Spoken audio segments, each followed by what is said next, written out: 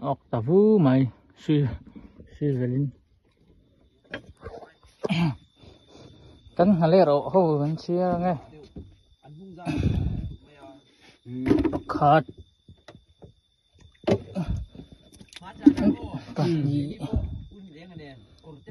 bà thùng cái chữ liền lên mày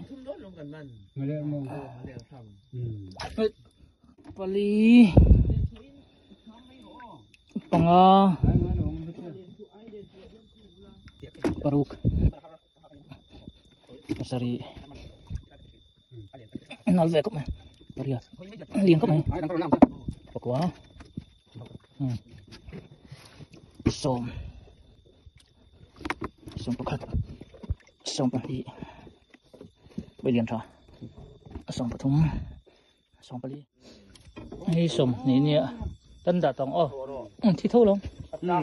phật cần không thua nị nị nói là không cần không thua nị thùng nị ly nị ngà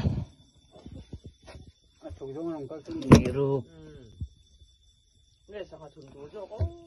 nị sari nị quá sầm tum sầm ly heo đây sắc cá khẩm sầm ngà khật ngà nị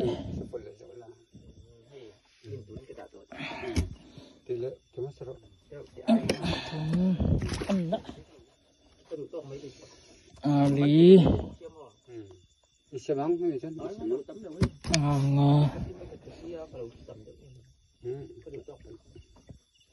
rục sari si đấy ria phải đơn